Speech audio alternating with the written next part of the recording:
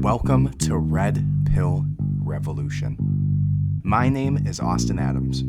Red Pill Revolution started out with me realizing everything that I knew, everything that I believed, everything I interpret about my life is through the lens of the information I was spoon-fed as a child. Religion, politics, history, conspiracies, Hollywood, medicine, money, food, all of it. Everything we know was tactfully written to influence your decisions and your view on reality by those in power. Now, I'm on a mission to retrain and re-educate myself, to find the true reality of what is behind that curtain, and I'm taking your ass with me. Welcome to the revolution. Hello and welcome to Red Pill Revolution. My name is Austin Adams, and thank you so much for joining me today. This is episode number 25 of the Red Pill Revolution podcast, and we have some very interesting stuff to get into today. The things that we're going to touch today are going to range anything from Joe Biden being directed by the Easter Bunny himself. Yeah, you heard that right. And then we're going to talk about the recently dropped federal mandate surrounding masks, which is a big win for freedom now that our oppressors have allowed us not to have our face covered all of the time, if we want to have the privilege of going somewhere across this great nation. We're also going to touch on where the situation's at currently with Elon Musk and Twitter. We're going to talk about the 40% increase in overall death in the ages of 19 to 40 years old. I really can't begin to fathom the implications of that, but I'm sure we all can kind of conclude maybe potentially why there's been a 40% increase in overall death in the ages of 19 to 40, just in the last 2 years. And this is a life insurance study. We're also going to discuss briefly the Watch the Water documentary, which was also quite deep and concerning. And I have some questions. I have some reservations. I have some observations that we will talk about during that as well. And then we're also going to discuss briefly the Netflix situation, with Netflix dropping basically 30% overnight, which a lot of people are attributing to the woke agenda by Netflix themselves. So all of that and more today. But the first thing I need you to do is go ahead and hit that subscribe button. It takes just a second of your day, and it means the world to me. Every day, we try and think of ways that we can give back to the world and give good karma, get good karma back. And one way you can do that is by doing good things for others. And you can do something great for me right now that will come back around to you. I know it, by just hitting that subscribe button for me. I would appreciate it so much. I work very hard on this, and it means the world to me that you're even listening, let alone considering subscribing. So go ahead and click that button right now. It takes 2 seconds out of your day, makes a huge difference in your universal karma. Press that button right now. And if you could also leave a 5-star review, I would appreciate it a lot. That helps us basically get higher on the ratings pages. It also tells me that what I'm doing is valuable to you. If you can take just a minute to, click that 5-star button, and even better, go ahead and write a review up there for me. Tell me what I'm doing great. Tell me the most ridiculous thing that you've ever learned from this podcast. One of the maybe crazier things that you've learned by going through these episodes. I would love to hear about it. Go ahead and leave a review right now. Apple Podcasts, Spotify, YouTube, wherever the hell you're at. Go ahead and do that for me. Now, let's go ahead and jump into this first topic, which is going to be the Easter Bunny himself, now being in a better position to manage our country than our own president. It was Easter weekend, and on Sunday, Joe Biden went and spoke in front of a group of people and was basically ushered around by what seemed to be possibly like a Secret Service agent, or I don't know who it was, but there's some funny thoughts on that. So let's go ahead. I'll walk you through the video here if you're listening, and we'll talk about it after. So what you're going to see here is going to be Joe Biden on this fence talking to some nice people and beginning to answer questions while the Easter Bunny basically runs in front of him waves his arms in front of the president of the United States like he's a toddler who is about to jump off of a cliff so that he doesn't answer this individual's questions. And then I want to see that again. Let's see if we can get that back. So it was really funny to me. I think my favorite viewpoint on this was the idea that it was not the Easter Bunny that was doing this. It was actually Barack Obama hidden in the Easter Bunny costume. You know how there's all these conspiracies around how Barack Obama is in his third term, just like he said he would do, by the way, which is kind of eerie and weird that he mentioned that he would, you know, if I could have my way, he said. I don't have a very good Barack Obama impression. If I could have my way, I would have a third term. And in my third term, I would just have somebody else that pretended to be there for me. I'll have to find the clip to get the exact information that he said there, and maybe improve my Barack Obama voiceover.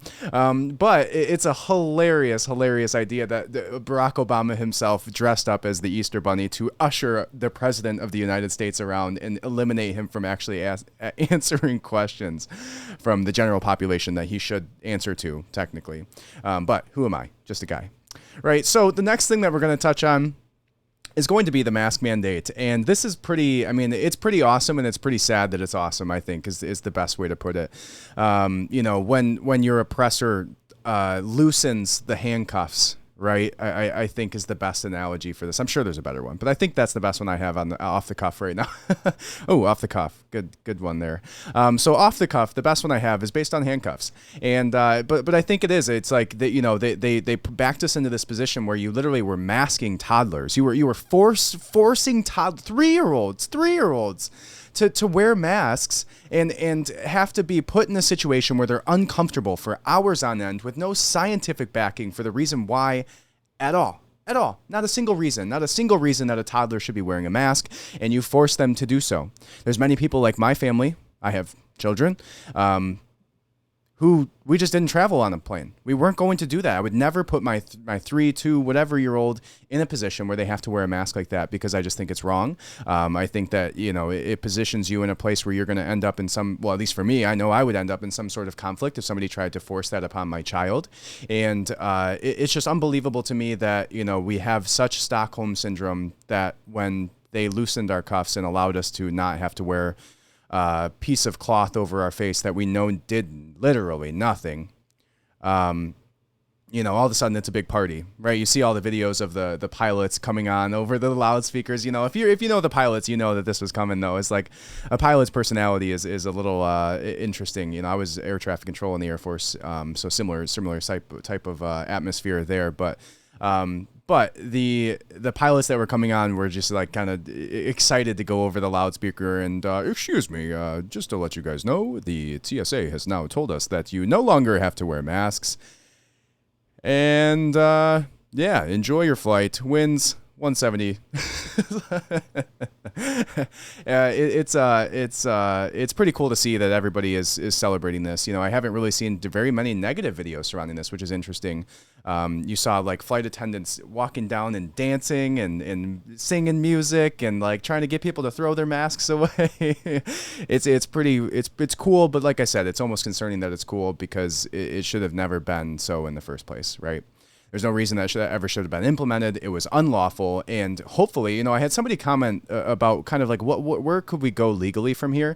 I think that's an interesting conversation that we kind of have to have, is because if there is some sort of legal recourse, you know, if you were kicked off of a plane or put on a no-fly list or forced to wear a mask while you had, you know, that's one thing that bothered me is like even the medical exemptions, right? Like now there's people who are going to take advantage of that, but there's always going to be people who take advantage of things. Just because there's people who take advantage of things does not mean that you don't have to submit to them based on the American Disability Act, right? Like just because there's going to be small few who take advantage of that. And maybe it's not a small few, but fuck you. I don't have to wear a mask anyways, right? Like, and how do you know? How could HIPAA laws don't even allow you to know my medical history, right? So there was people who were being shut out, people who were being, not allowed on flights because they wouldn't wear a mask, because they wouldn't violate HIPAA laws and tell a stewardess about their anxiety disorder or about their COPD and all of these things that would affect them negatively to have to wear a mask. There's literally no reason that we should have been in this situation to begin with. And it's so frustrating being a parent knowing that for 3 years almost, we weren't able to travel that way because of some unlawful, mandate given out by the powers that be, the CDC and the TSA and the whatever bullshit acronym you want to give, some power to. It's just so frustrating. So I think it's cool. I think it's awesome. Let's go ahead and watch this video about the mask mandate so we can get a little bit more details on it. Then we'll discuss it again real briefly here. Here it is. Out of Florida, where a federal judge has just overturned the CDC's national mask mandate for planes and other forms of public transportation. Joining me now is NBC News Justice correspondent Pete Williams. So, Pete, does this mean that everyone can take their mask off inside a plane, or is there another step? Well, that's what the judge says. We're waiting to hear what the Centers for Disease Control, TSA, and the FAA say. I doubt that planes in flight, for example, know about this, or that most airlines are even quite aware of what they're supposed to do now. No comment yet from the Justice Department about what it will do, although I suspect that the government will seek a stay of this judge's order. So this is a federal judge in Tampa, Florida, who has ruled in a lawsuit brought by a group called the Health Freedom Defense Fund, and two women who said that they didn't like wearing masks on a plane. One of them said that her anxiety was aggravated by having to wear a face mask, and the other said the mask constricted breathing and provoked or exacerbated her panic attacks. And the judge has said two things here: that the Centers for Disease Control did not have the authority to issue this mask under the law that set up the CDC, and secondly, that the federal government failed to go through all the necessary steps in making a rule like this and seeking public comment. Now, the judge said, normally speaking, in a case like this, she would issue a ruling in favor only of the parties to the lawsuit. In other words, would not apply only to them. But the judge, who is Catherine Kimball Mazzell of Tampa, said that's not possible, that it would be hard to distinguish them from others. And then she says, if she were to try to limit it, how is the ride-sharing driver, the flight attendant, or the bus driver to know that somebody was a plaintiff to this lawsuit with permission to enter mask-free? That just wouldn't work. So she has declared the mask mandate illegal. She has struck it down. Now, as I say, I don't know what the government's going to do about this. I would think they'd seek a stay of her ruling. This was the mask mandate, of course, as you mentioned, applied to airplanes, trains, buses, other kinds of mass transit. And in the case of airplanes, it's been extended several times because the government has said that it's been effective in helping to prevent the spread of COVID. But we just don't know what the federal government is going to do here. I would certainly guess they'll try to put a stop to this and get a stay while this is appealed.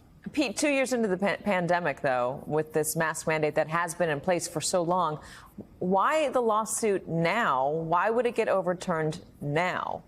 Well, the lawsuit was actually filed last year. It was filed last July. So it's been going through, grinding its way through the court before this judge, who, by the way, issued this decision without a trial on summary judgment based only on the arguments that were made in the written briefs.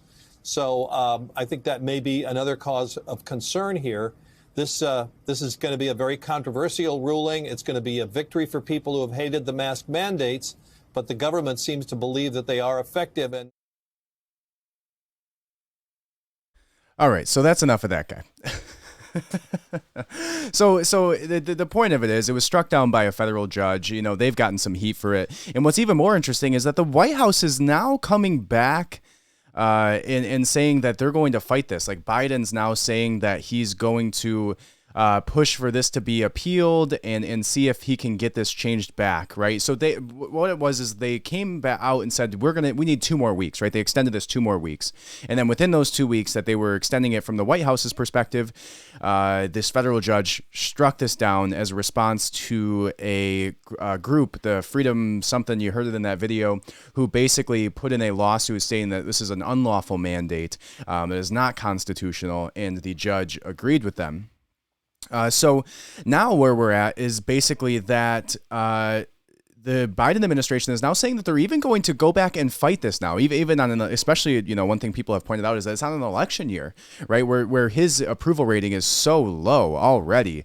And now he's going to go against what majority of people believe should be the case and, make a big push against people's right to their own body.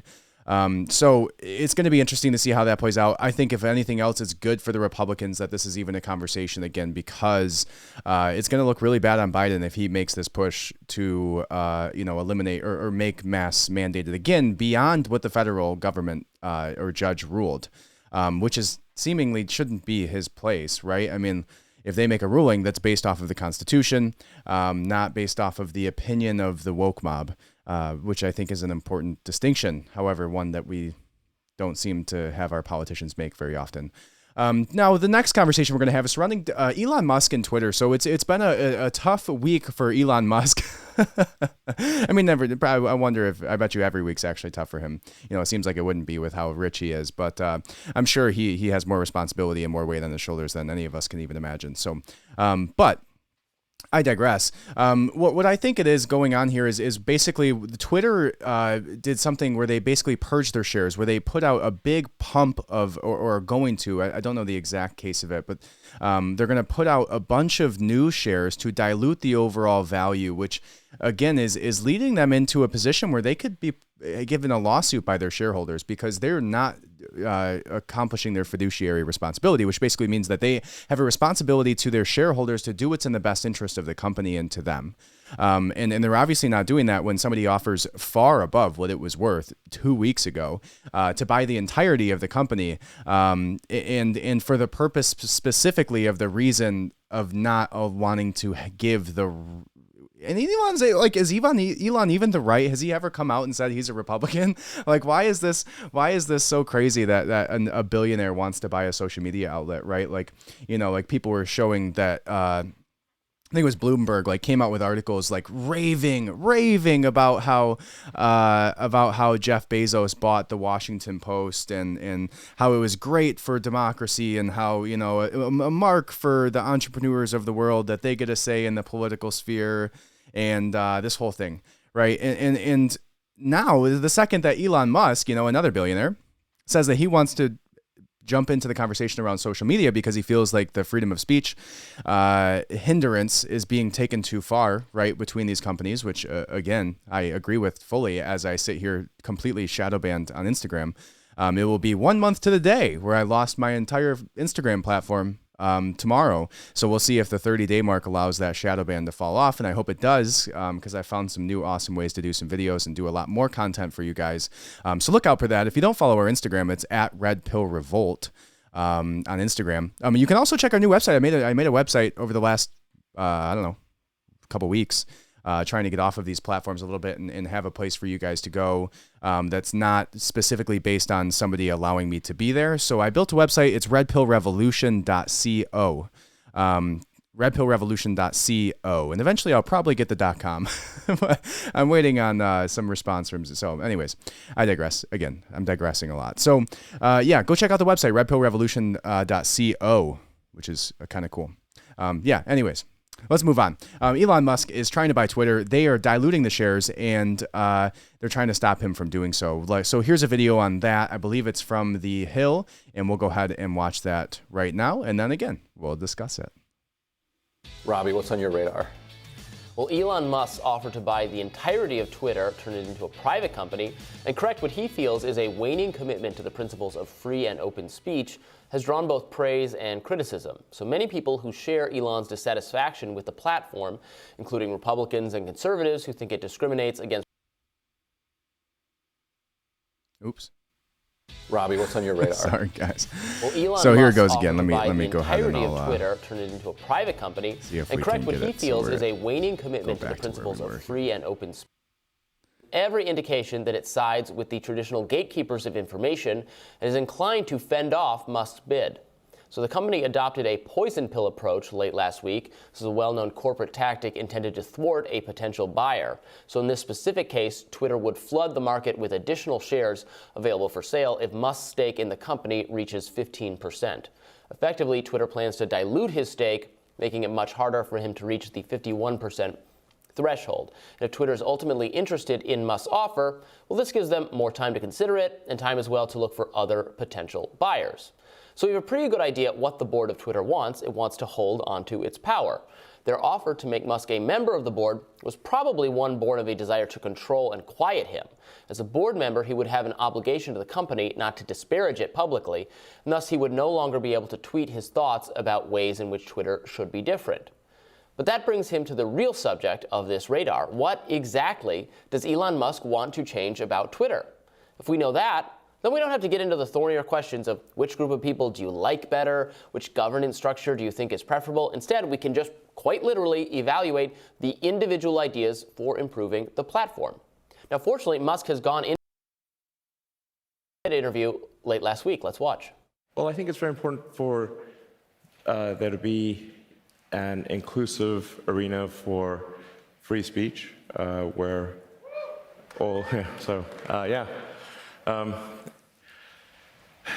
Twitter has become kind of the de facto town square. It's just really important that people have both the reality and the perception that they are able to speak freely within the bounds of the law. So one of the things that I believe Twitter should do is open source the algorithm and make any changes to people's tweets. If they're emphasized or de-emphasized, that action should be made apparent so anyone can see that action has been taken. So there's no sort of behind-the-scenes manipulation, either algorithmically or manually. Later on in that interview, Musk articulated support for a feature many people have demanded, a Twitter edit button, so you could alter a tweet after you send it. Facebook has this function, so it's workable in some sense. There's a little note that appears showing that you edited it. Musk also talked about removing ads for premium subscribers, providing other perks for those willing to pay more. He also wants to eliminate spam and scam bots, and he's even given some indication he thinks some tweets should be longer, should not be bound by the character count. Now, in my view, many of these ideas, they have merit. More transparency would be a massive improvement. It's critical for the people to know why and how the platform decides to reward and punish certain tweets. So the ultimate goal should be to devolve content moderation to users, instead of Twitter deciding for you what it thinks you ought to see, what it thinks is dangerous, or what it thinks is true. So one thing that I think is interesting about that is the approach that Elon's talked about, where he basically says that he believes that it is absolutely necessary to the survival of humanity that there is freedom of speech and the survival of democracy, right? That's a very fair statement to make. I think that Elon Musk is like literally the if there was like a legitimate real world Iron Man, I think it's Elon Musk. It's great to see that there is somebody who represents the general public, somebody who is in our corner, at least feels like they are, and maybe that's a reason to question him. I've seen some people say that Elon Musk is like a shill or whatever, and I do think that it is an interesting conversation to be had around anytime there is somebody. But I also think it's like to the conditioning of where we're at as a society, where we just can't trust anybody, even when they're willing to spend $41 billion in the pursuit of the freedom of speech and truth. I think that's a fair buy-in of your trust. Like if he's willing to spend a fair amount of the entire world's fortune on ensuring that you have the right to talk shit on Twitter about everything that you want to, I think that's a fair buy-in of my trust. So, to me, I don't have very many suspicions of Elon Musk. I think that he's shown fairly clearly that he has, at least in most cases, the general population's best interest in mind. Maybe not when it comes to Neuralink or putting microchips in people's brains, but if we were going to have somebody who does it, I would rather it be him than Bill Gates. So there's that. So I hope that this goes through. I really do. And if not, it's going to be a really sad day for the freedom of speech and another blocking of the ability for us to speak out. And if you recall what happened with Parler, right? I think that we need to revisit that. We need to look back on what our oppressors did to us just a year or 2 years ago, a year and a half ago now, where they completely deplatformed Parler at every stage along the way, from the deplatforming of them, not allowing basically Amazon, their servers even pulled away from them. The App Store made it so you couldn't get on there after a certain amount of after a certain amount of users signed on, because they were so afraid of what was going to come if you were able to speak out against their hypocrisy and their deceitful ways, right? So we're seeing it again. Right, Twitter and the powers that be, BlackRock, Vanguard, whoever it is, I think it's Vanguard, maybe BlackRock, that owns a very large percentage of Twitter, that just bought more shares in order to be the primary stakeholder. I don't know if that's led to a bid war of any type recently with Elon Musk, but we have seen that Elon Musk said that he would be coming out with a counter response to what is going on here within like 10 days. So time will tell. We'll see. Is Elon Musk going to be able to take over Twitter? I hope so. Now, I'm not a big Twitter. I don't even have a Twitter. If Elon Musk gets on there and owns it, I think I would just have to, because you kind of have to support that. I'm not a huge fan of like the short form text content. I just think it's boring, and I like shooting videos, and maybe I'll find a use case for that on Twitter. But as of right now, I do not have a Twitter. But if Elon Musk owns Twitter, I'm definitely going to go get on Twitter. I think it's just to show my support there. So I really do hope that Elon Musk is able to take over Twitter. I think that it would be not only a good day for democracy, but also it would check those who believe they're so protected in their positions of the ministry of truth, like the 1984 Orwellian belief system that, they have your best interest in mind, and you're too stupid to think for yourself. And there's no way freedom of speech of all these heathens out there who disagree with me on these topics should be able to actually express their opinions, right? Like the Justin Trudeau, there's a small fringe minority who has opposing opinions, and they are expressing them. They're so scared, right? And again, as I said last time, it just shows you how weak their arguments are, and how weak they are, and how scared they are of just words, right? And they're scared of you having a platform to talk about them truthfully and not be able to silence you as a result. And so it will be a great day if that follows through. Now here's one that I think is going to be an interesting side of it. So it's like the other reason that Twitter wants this platform is because then they can point the laser pointer, right? Like if it's like we went from the I got jabbed Facebook overlay on your picture to the Ukrainian flag next to it. Like when Instagram or Twitter or whoever it is just points a laser pointer at the next woke idea, the liberal infestation licks their paws and then just scurries after the next thing that they can identify with and feel like they're better than everybody else. And so it's not just silencing opinions, it's directing thought from their party and eliminating thoughts from yours, and assuming that you're on the side of not the side of the woke mob of Twitter. And maybe you are, and if you're listening to this, kudos to you for listening to an alternate opinion than what you normally would, but I highly doubt it. But if you are, thanks, I appreciate it. I'm always happy to hear the other side of things, and would always be open for a conversation. So but anyways, I do think it's important, and I do think it's important that not only do we allow the human brain, like the human organism as a whole, to I just think that when left be, the human organism, the human mind, the human hive generally moves towards goodness, right? There is a small fringe minority, and that small fringe minority is the ones that are directing our consciousness towards these negative environments and these negative conversations and these, terrible things for our children and these, there's a small group that is trying to effectively taint the water of human consciousness. And they're so scared of you taking away their ability to do that and to allow the human hive mind to point, it's almost like a religious conversation. I had somebody comment that because I asked a question, I posed it in one of the last episodes, which is like, what is that, right? Like what is the human need for truth, right? What is inside of us that makes us want to speak out when we hear things that are being said that are not true, that we see these deceitful individuals in positions of power trying to control the masses? What is that drive? Like it's not an animalistic drive, right? There's not monkeys who are like shouting from the mountaintops that, the other monkeys are lying to the masses. Like it's a consciousness. It's a second layer. It's a prefrontal cortex issue. And, we have to explore it from the sense that,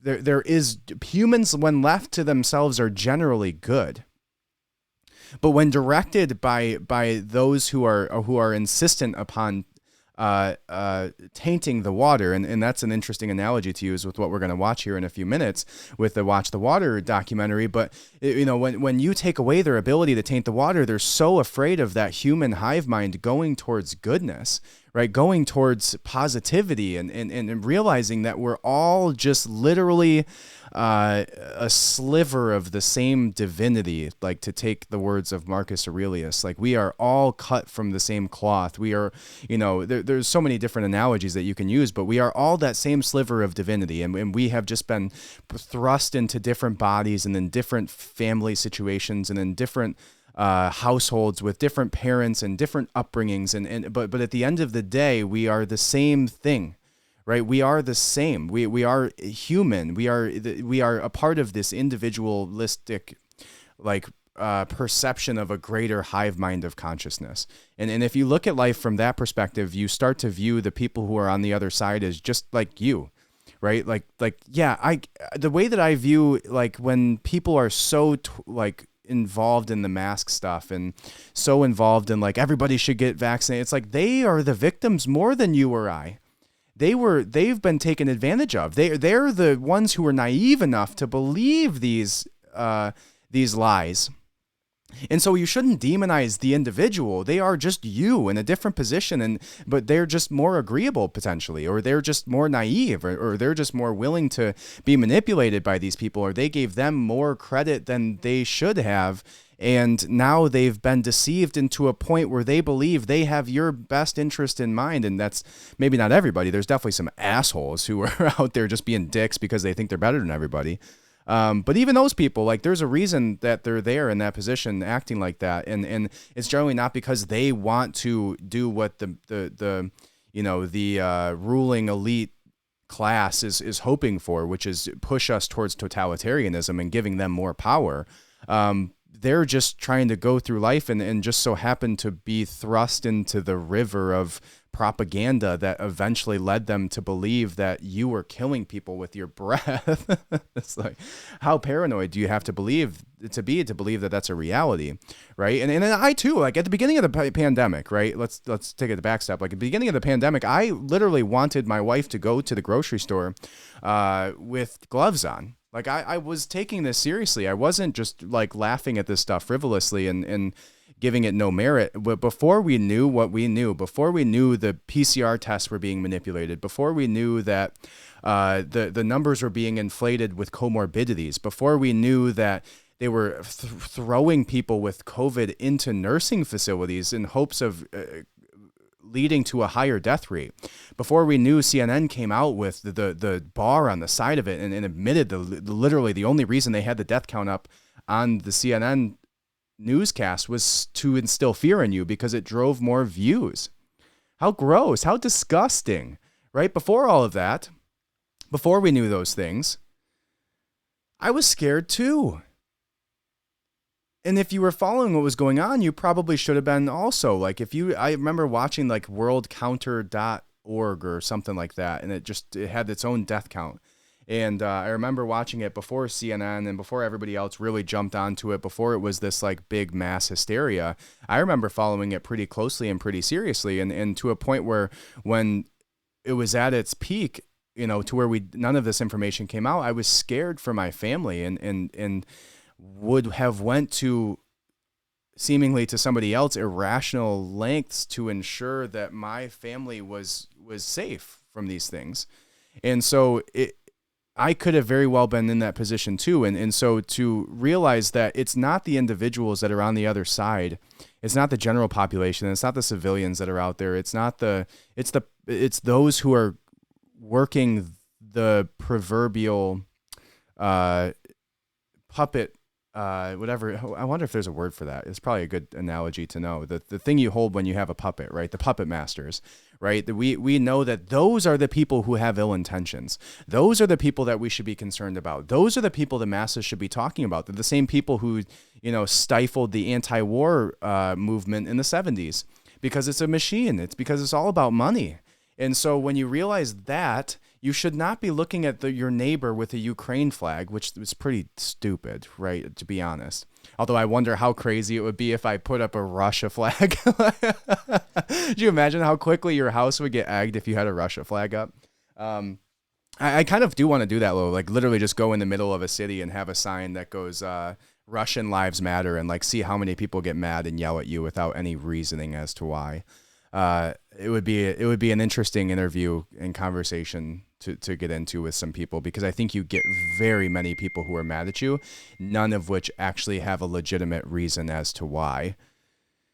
And of course, Russian lives do matter, right? You want to use that slogan, they do, right? And so it would cause mass hysteria, though, if you had a Russia flag on your house, or you went to the middle of the town square with a Russian Lives Matter poster. It would be a really interesting thought experiment to see people's reactions. Anyway, so the point of all that is that, don't demonize the individual, right? Realize that individual could just have very well been you, and they just haven't had the same access to information or the same personality that you had to drive your search for the truth, and took everything the oppressor told them at face value without questioning it or without really following up on it.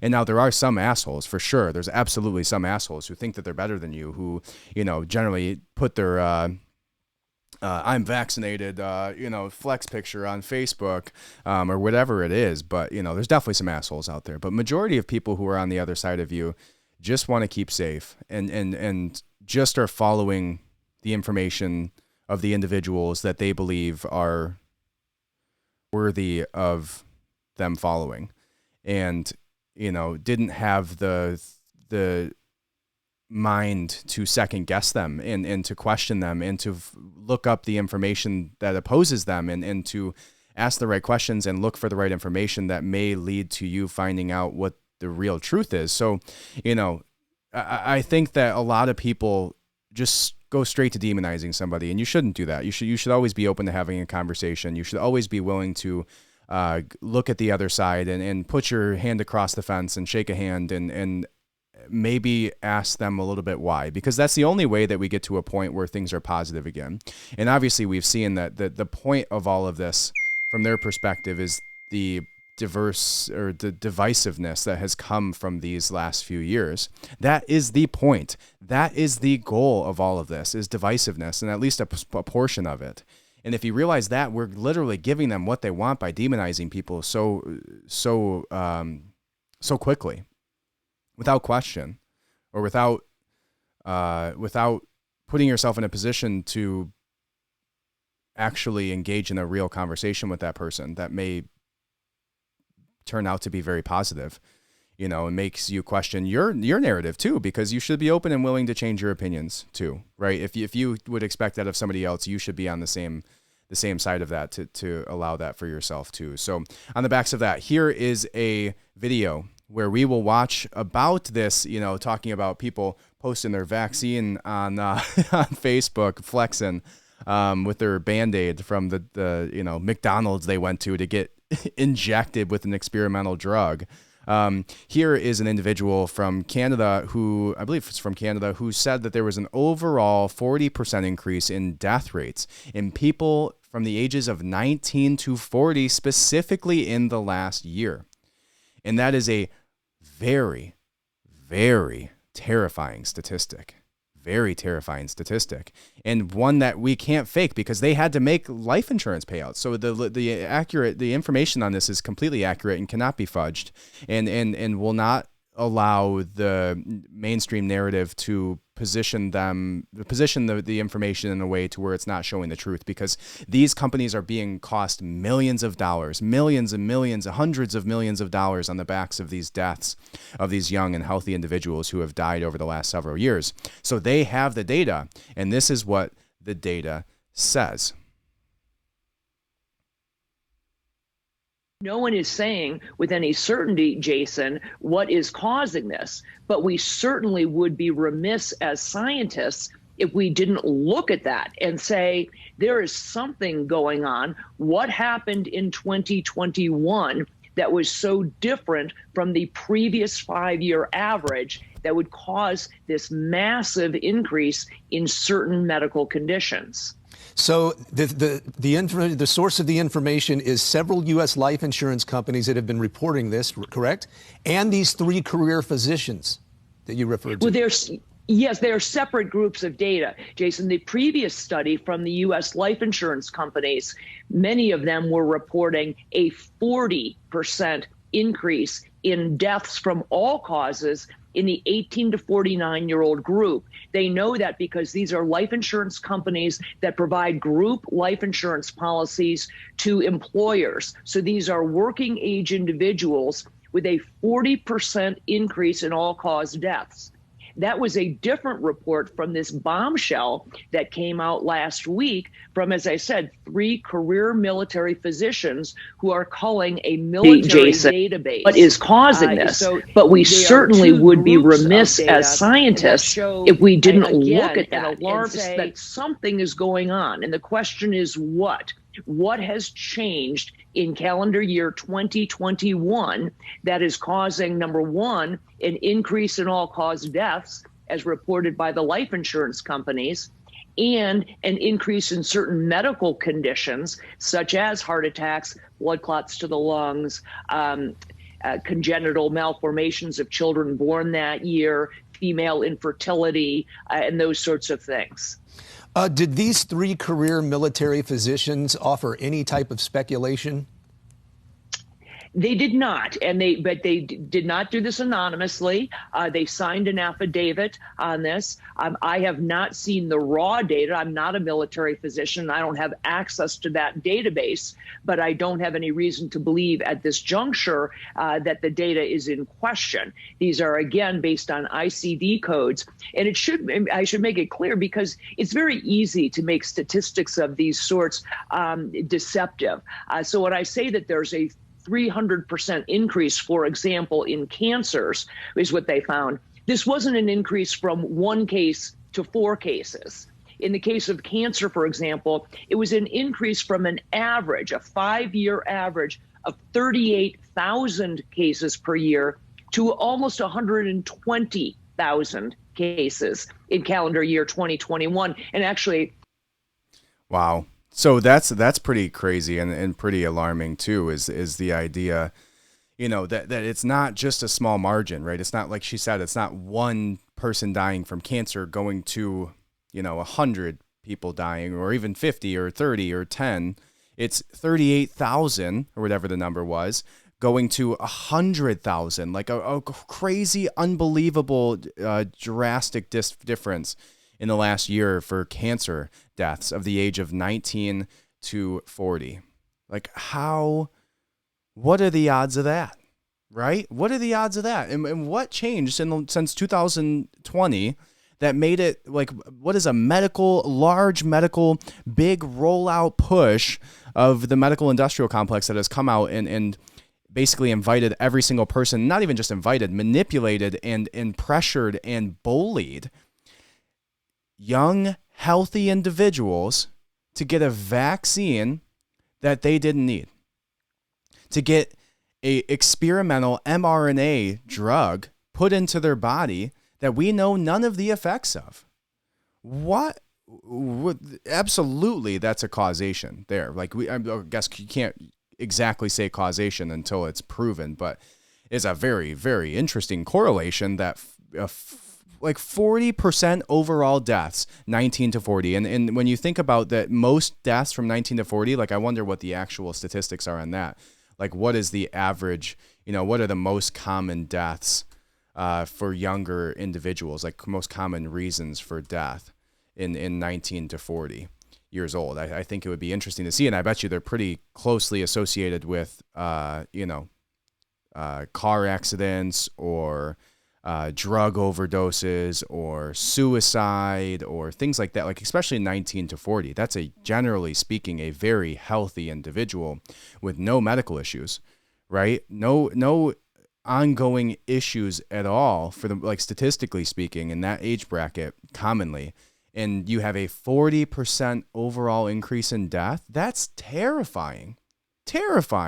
And how can anybody try to diminish that? And they all will, right? That there's going to be a big push for these life insurance companies to keep their mouth shut. And I wouldn't be surprised if there was a payout to these life insurance companies where the government has to come to them and behind a closed door say that, we know you had to pay hundreds, because the life insurance industry is 100% the one that will take the brunt of these large scale deaths of young, healthy individuals, because they didn't take into consideration when they were doing their underwriting the fact that everybody was going to get bullied into taking an experimental drug, that we knew none of the side effects. I'm surprised the life insurance companies weren't shouting from the rooftops and funding anti-campaigns over this stuff, because they are the ones who are going to have to monetarily deal with the outcome of this pandemic from the perspective of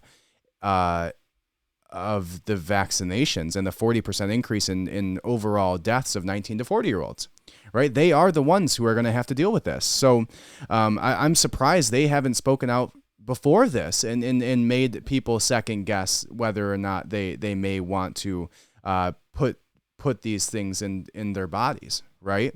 And so I don't know how anybody is willing to like, they're still pushing this, right? Like I think they've kind of accepted now that if you're not getting, or you haven't gotten it to this point, that you're probably not going to get it. Like if McDonald's free burgers and a $100 gift card to, I don't know, Burger King didn't do it for you, I guess nothing will, because they've really given up on the vaccine push.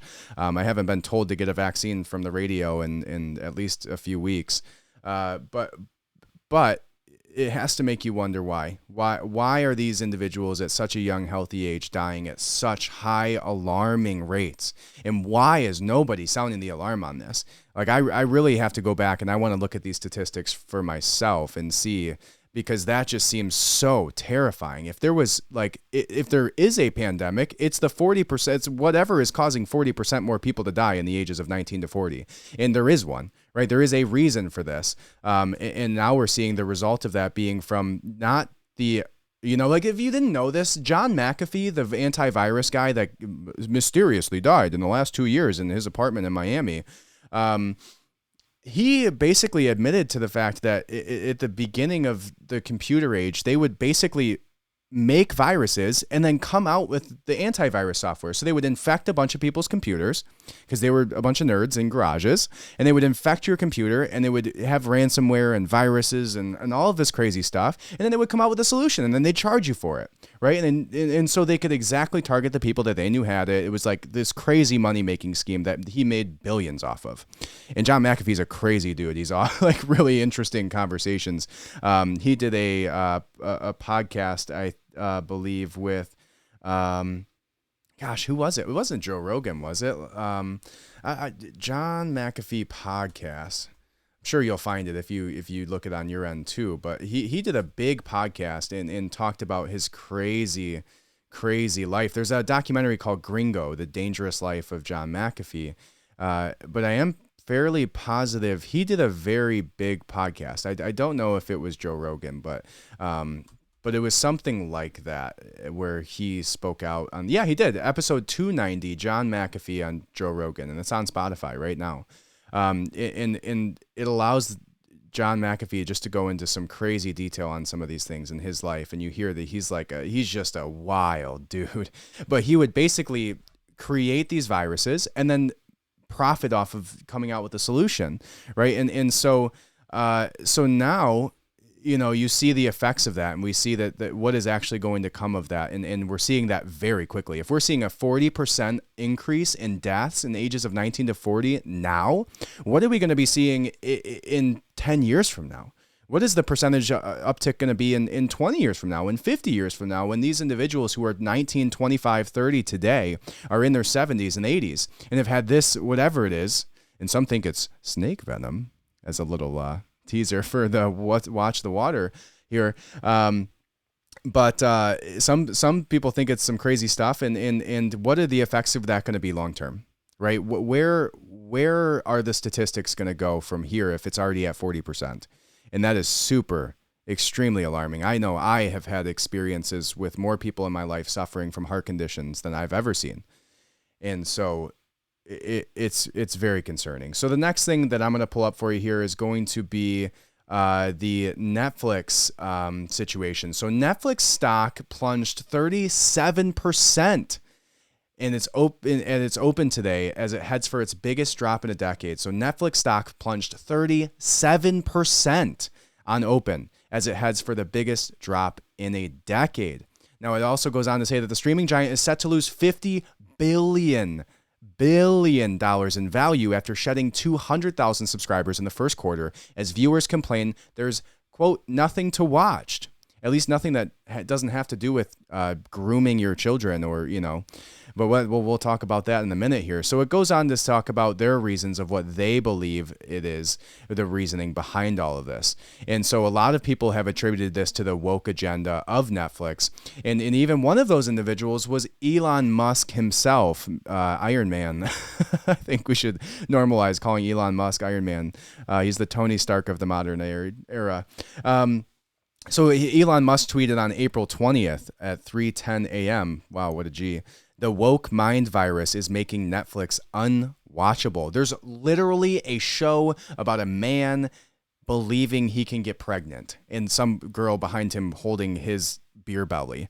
If you think that's the type of content that the general public wants to see, is the same shit that you're pushing in Silicon Valley to your employees that they eat up because you have bananas in the break room and a knapsack in the back office for them to sleep in, and you're this cool woke place, like if you think that's what the general population is, you're dead wrong. And you will see that when 30% of your stock drops after pushing woke agendas and pregnant men and small children twerking in cuties and all of this bullshit on top of just having shitty content. Like Netflix hasn't had bangers in like a while. The only thing that's worth watching on Netflix is Ozark. And besides that, which comes out next week if you're watching this in real time, which is a great show. But they just have garbage content. I literally can't think of 3 or 5 shows that I would watch on Netflix right now. I see literally no reason why anybody should have a Netflix subscription unless they're watching a single show and then dropping the subscription. Somebody responded to that, Pranay Pathole, who said, woke mind virus is the biggest threat to the civilization. Wow, I said civilization weird. To the civilization. And Elon Musk said, yes. Somebody else said, which is Niche Gamer, said, not just Netflix, movies in general, video games, TV. It's all infested with current year trend woke garbage for fear of offending a green-haired freak next to the ban button. Nothing original anymore at all, except the media coming out of places like Japan or Korea, ironically. That's interesting. And Elon Musk said, true.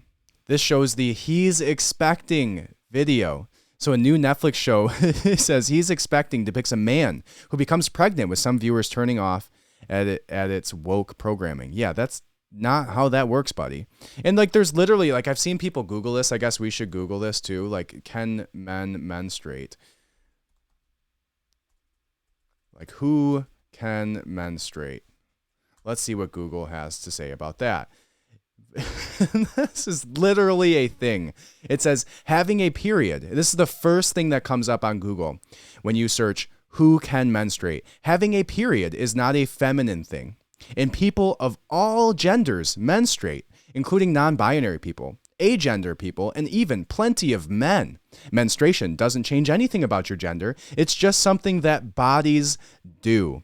Excuse me, where am I as a man going to menstruate from? Because if it's my ass, that's disgusting. And if it's my, the thing on the front of me, my dick, and it's bleeding, and just a bunch of men are walking around with their dicks bleeding, I think that we would have people literally going into a panic. No, men cannot menstruate. Not one bit. We don't have a uterus that's shedding its lining.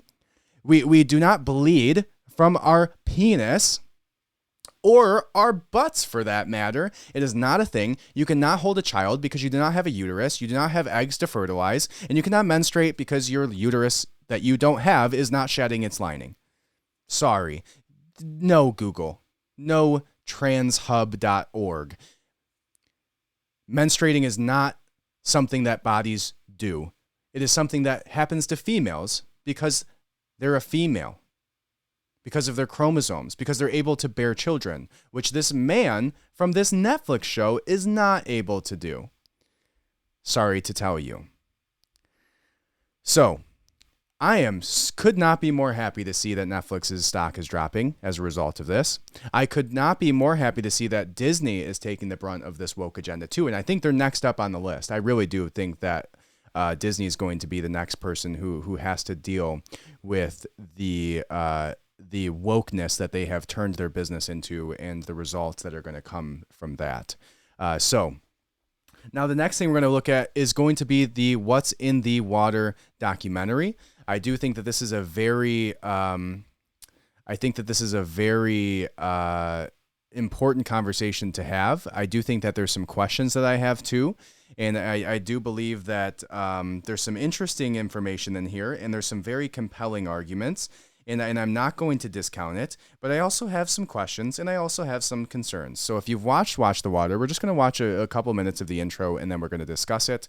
If you have not watched it, you should go watch it right now. You can go to Rumble and just type in Watch the Water, which I'm doing at the moment, and you can pull it right up and watch it. It's quite unbelievable to me that this is there's enough people watching it to where it is circulating, but it's not a mainstream conversation, and there's enough evidence and enough things that are brought up here that are very interesting and very compelling. And if you watch it, if you're somebody who is very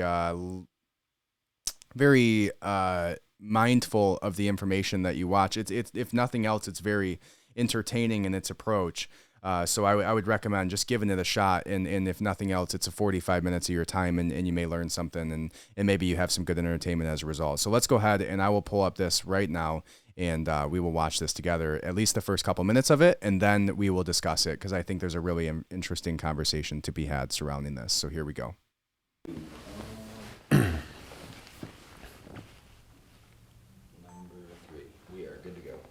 So earlier this month, a lot of you may remember a post that I made on my Telegram channel. There was a lot of concern about the water and not to drink it, and there were certain things that I could say and could not say, and I referenced that certain people's lives might be at risk, and one of those people is here with me now, Dr. Brian Ardis. Thanks a lot for being here.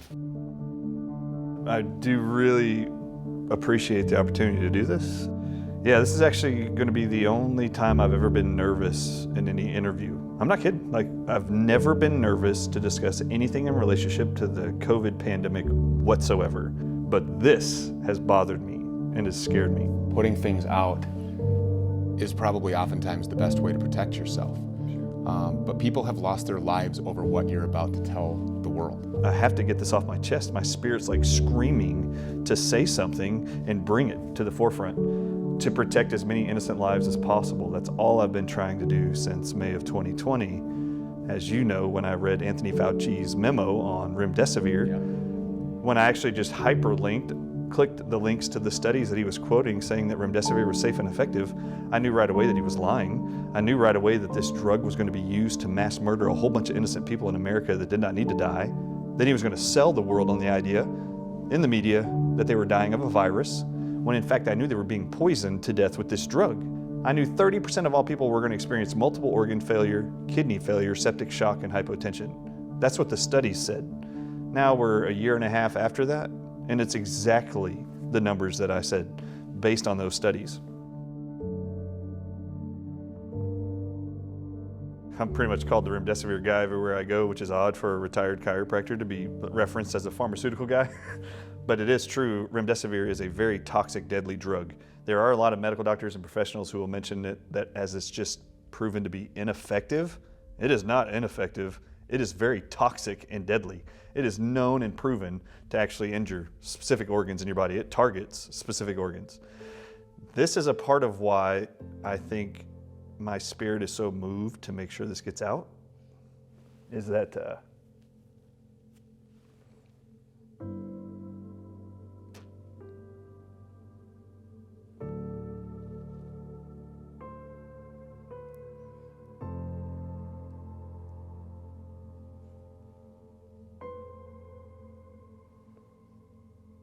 in January,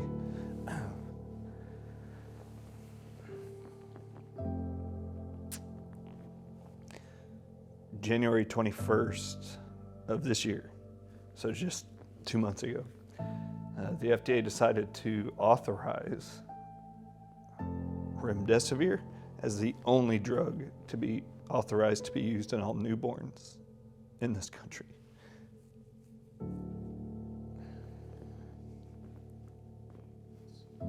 I cannot even fathom the men or women in charge that would actually do that.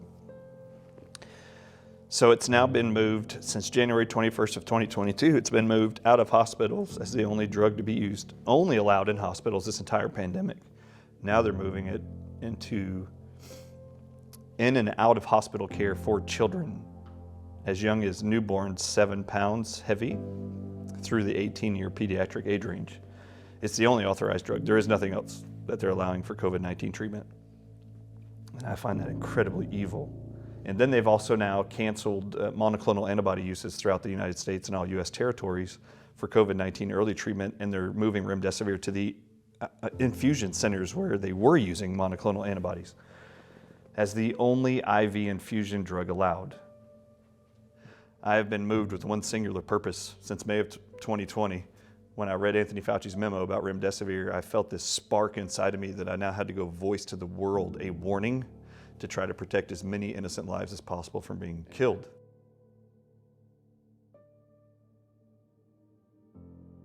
So let's talk about what happened. It all started with a text. There's a medical doctor that I admire and love because he is nonstop from the beginning of COVID, has had the ability to project information and say to people around the world, you do not have to fear COVID. We have an answer. This guy has been on many stages with me. He still practices right now. It was dated December 1st.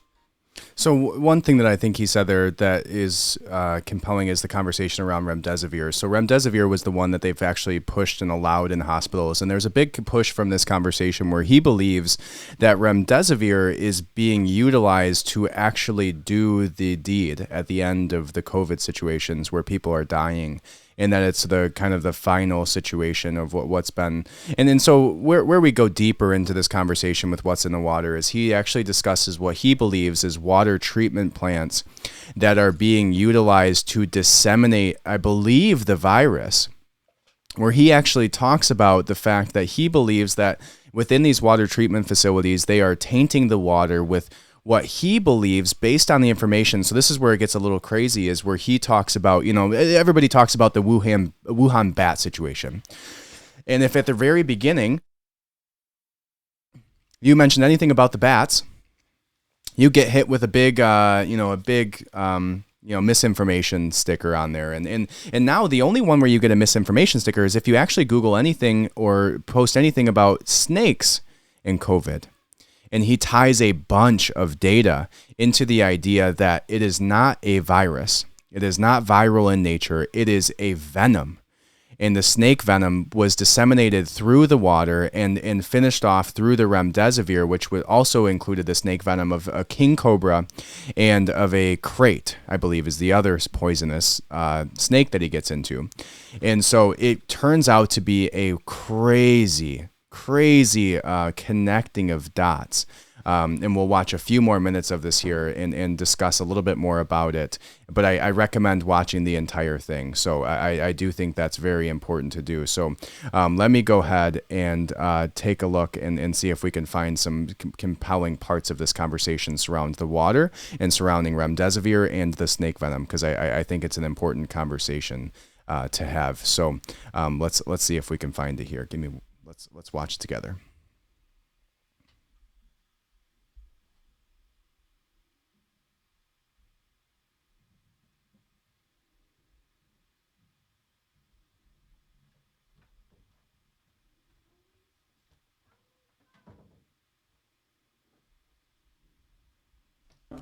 Gilead bought 2 facilities that deal with biological studies from Genentech in 2011, and then brought 55 of their executives into Gilead in 2011, just when that King Cobra study started.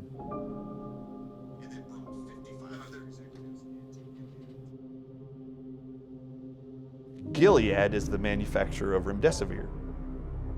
Guess what's been known since 2005 blocks the nicotine receptors in the brainstem being injured by cobra venom and viper venom. Guess what drug does that? Chloroquine. Hydroxychloroquine and chloroquine.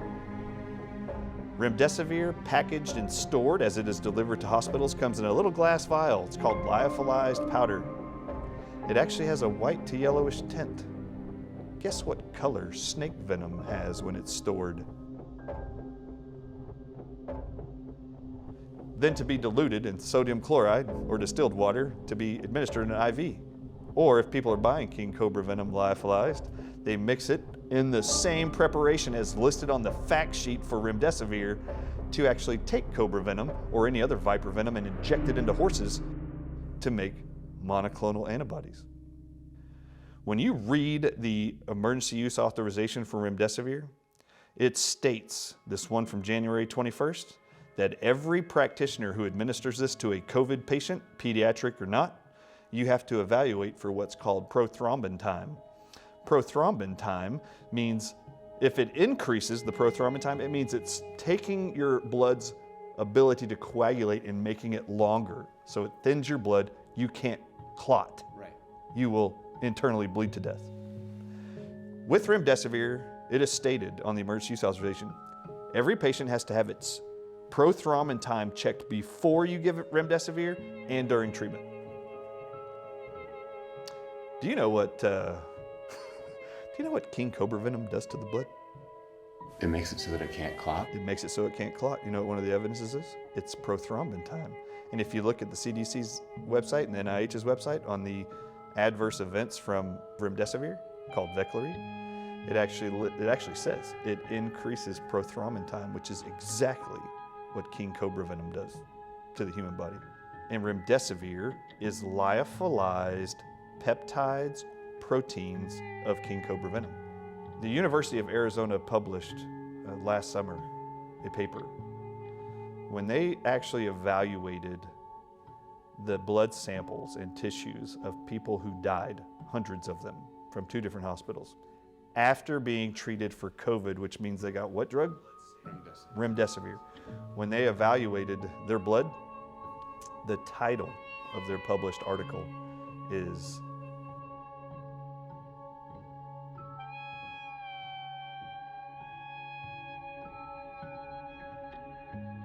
Welcome back. Why do some people, seemingly perfectly healthy, die from COVID and others don't? It's a question baffling experts during this pandemic. It sure is. And new research from the University of Arizona suggests we're closer to getting an answer. As Team 12's Jess Winters explains, it seems to boil down to an enzyme that's also found in rattlesnake venom.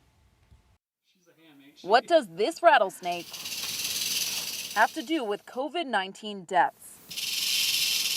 We turned much of my research in my lab towards COVID a year and a half ago. Chilton says he got blood samples from more than 100 patients in a New York ICU.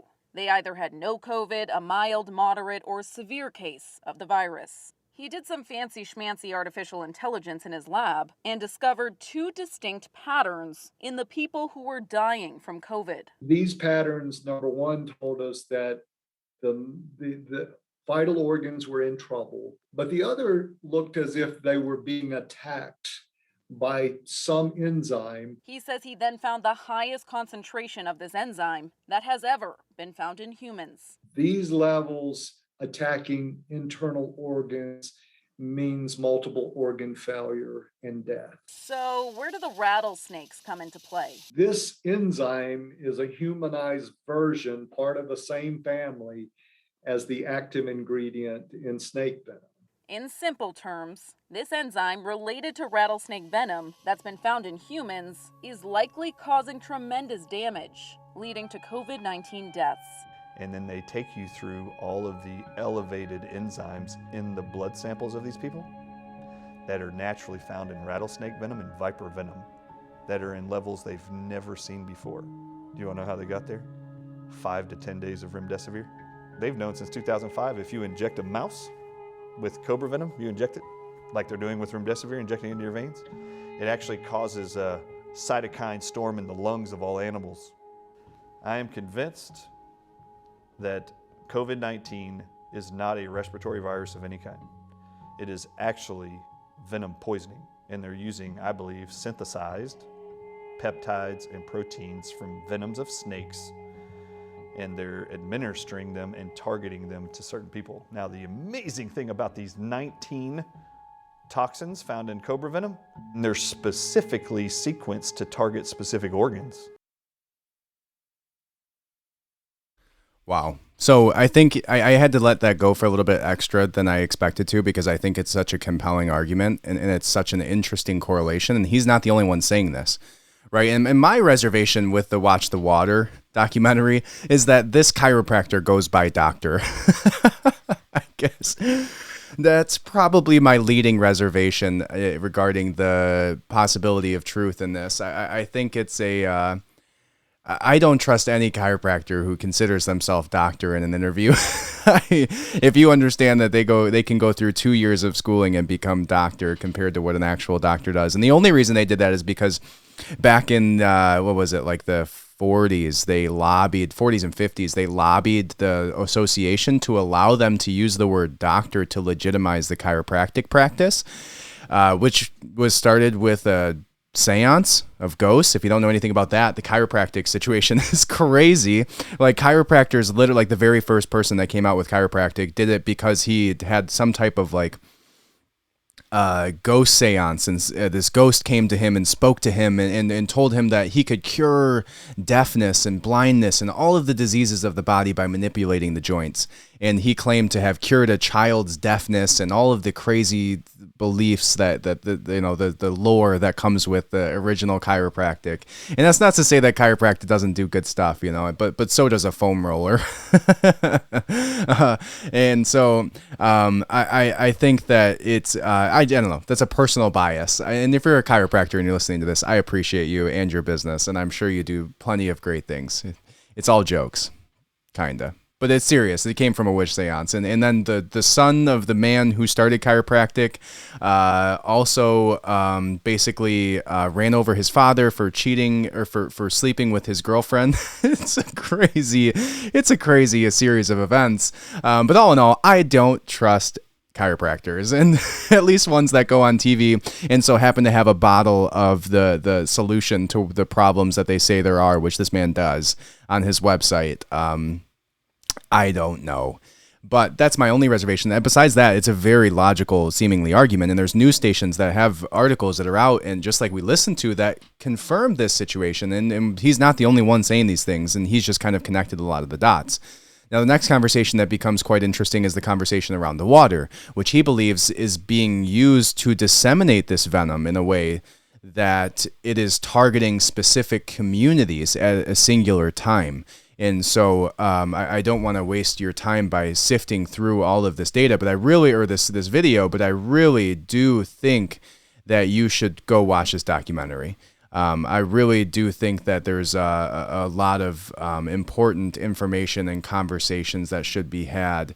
But I do think that there's a part here where we can watch it that does have to do with the water. So let me go ahead and start this for you, and we'll talk about the water situation briefly. And then I'll let you actually go and watch this on your own, because I think it's such an important conversation to at least thought experiment, right? If nothing else, take this into consideration and think about it. And if you think it's all bullshit, then go with that. But at least you heard him out, because I think a lot of people are quite concerned about this being a real possibility right now. Saw this, I knew I was right. I knew I was supposed to see that, because it was confirmation to me that other people knew this was planned all along, which we've known this is a plan. Yes. The FBI figures out that it's actually peptides found in crate venom that poisoned Reddington. In the show, you learn that he was poisoned by drinking. It was put in his drink. And then I realized something. I realized how they've been spreading this.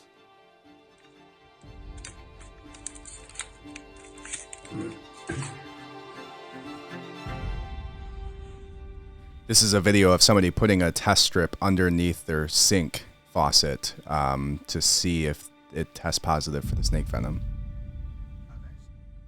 I've actually told my wife 6 months prior to this that it's very odd when you go on the CDC's website that they have this wastewater surveillance tab on the COVID data tracker site. Yeah. And they have 400 water testing sites in 37 cities in this country. What no one knows is the data from the CDC between January of 2020 and September of 2020 in relationship to their water testing of these 37 cities. They only let people know they were doing it in September of 2020, and now are releasing that data. They now just announced 2 weeks ago, Walensky did, of the CDC, that they're now upping their water testing. They say, and have been reporting to media outlets, that how it works is they are PCR testing our wastewater, because we, as we get COVID-19, are pooping it in the water, and we're going to test our wastewater, and we can tell a city when there's high amounts of SARS-CoV-2 in the water, they can actually tell that same community 4 or 5 days later is going to be an outbreak of COVID-19 in that city. Wait a minute. That's backwards. That is completely backwards. If a community has had SARS-CoV-2 go through their body, right, they already had their symptoms. That's it.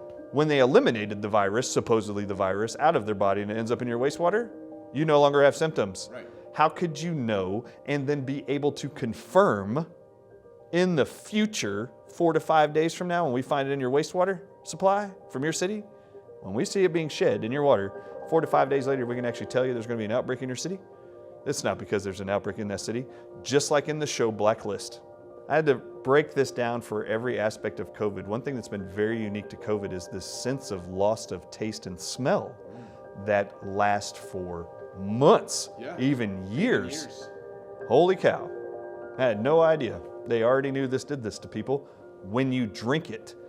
For the people who are the natural healers or the individuals who've got bitten, when they actually suck the venom of cobra into their mouth and then spit it out, they have this loss of taste and smell that can last 12 months, a year and a half. It's just from having it exposed in the mouth, which is exactly what's happening when it's being put into our water. Now, the thing about the water is this. They are using the water systems because they can target specific demographics. They are absolutely confident that the peptides they have chosen for COVID, circulated throughout the earth and throughout the populace, specifically targets, and the vaccines and the mRNA in the vaccines specifically target organs like your spleen, your pancreas for diabetics, that's a concern, brain tissue, liver tissue, lung tissue, and heart tissue.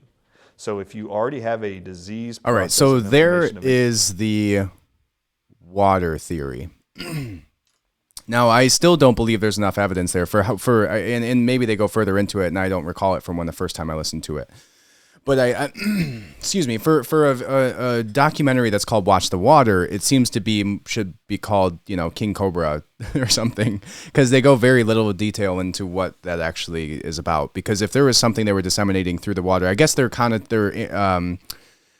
basically saying, like, the connotation there is that because they're able to say that they're predicting where it's going to go, they're basically, I don't see the correlation between somebody putting a test within the waste and then saying that there's going to be an outbreak in that city, having to do with the fact that the water has been tainted with venom itself. So it doesn't correlate specifically for me there. And I was hoping to hear it this time, and maybe I just didn't go far enough into it. But that's all I remember them touching on when it comes to the water situation. And I think that there should be a further investigation as to why he's, saying that you should not be drinking the water. Right? That's the statement that was made prior to this, anyways. Is that you should be watching the water. You shouldn't be drinking the water, and if you do, then you're somehow going to get COVID as a result. So I would like them to go more into detail with that. I'm not convinced that it's in the water. I'm not convinced, I get the correlations with the snake venom, and that makes a lot of sense with all of the weird symptoms that have gone on, especially when you points out the loss of taste and smell, which I experienced myself at one point when I had it, and still experienced for months afterwards, which is so bizarre. But I just don't see enough of a conversation surrounding the water within this documentary to make a full statement like they're poisoning our water facilities. I wish I did, not I wish I did. I think if they call it Watch the Water, they should probably have gone into more detail on that.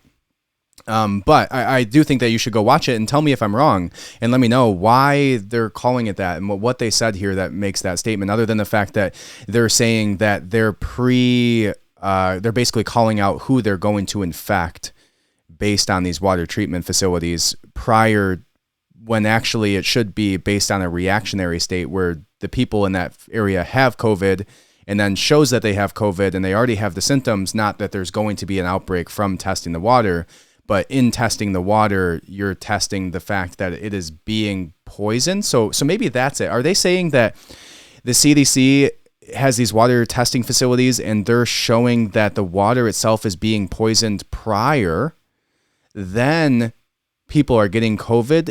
That's why they're able to call out who's going to get it and when based off of the water treatment facilities and testing that's as a result of that. So I guess maybe that's it. That makes a lot more sense to me, that based on the fact that they are testing the water in the waste treatment facilities, the water is what was tainted, not the poop of the people who had COVID. And as a result of that, they're saying that there's going to be an outbreak, and then there is one. Have they correctly identified that there's outbreaks? I just have a lot of questions around the water situation. So maybe you have some clarity, and you can message me at Red Pill Revolt or Austin at redpillrevolution.co. Send me an email and let me know what you think, because I really don't see the correlation there. It doesn't make much sense to me why they would be telling you that it's in the water. And that's deeper than I've gone before, where it makes a little bit of sense, and maybe I'm just missing something in that statement where it's very clear to other people, but it just doesn't make any sense to me. At least not enough for me to not drink water.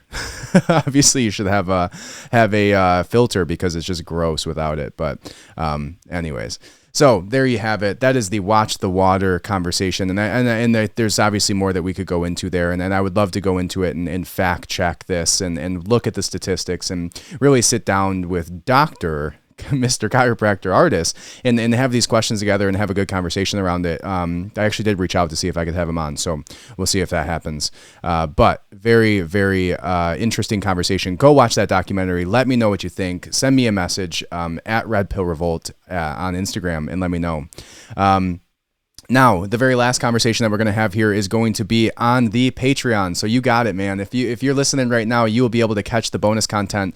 What we do in basically every week is I go through conspiracy Reddit and find my favorite conspiracies of the week, and we discuss them in the bonus content on the Patreon. The Patreon just costs $5. You get all the bonus content. You can listen to it there, video. You can also just download the RSS feed so you can get the bonus content directly to your podcast platform that you utilize, which is awesome. So $5, Red Pill Revolt, patreon.com/Red Pill Revolt. And you will be able to sign up for $5 and get the bonus content. The things that we're going to discuss today, I'll just kind of give you a little brief preview here, is the reminder of that the whole idea of a personal carbon footprint was actually a targeted ad campaign by BP. We're also going to discuss the idea that, Julian Assange was ordered the extradition basically to the United States, where he will face a 175-year sentence. And that is some of the conversations that we're going to have, and maybe a couple more. So head over to the Patreon. $5 is all it costs you for the month, and you get 4 of these bonus contents every single time. There's also a Discord server. And then on the second level, that is the first level, which is the George Soros level. At the second level, the Royal Bloodline level, we will be doing a stream once we get a few good group people on there. That will be an extra podcast every single week that is a live stream, just like the one that you're watching here or listening to here, surrounding user-submitted topics, and that's $15 a month. So join that. Join me on Patreon. Let's have a good conversation around these. And if you're not going to, that's okay too if you cannot afford the $5. I still appreciate you. I'm glad you listened to this podcast and you are waking up to what is going on. So leave a 5-star review. Thank you so much for listening, and welcome to the revolution. Thank you very much.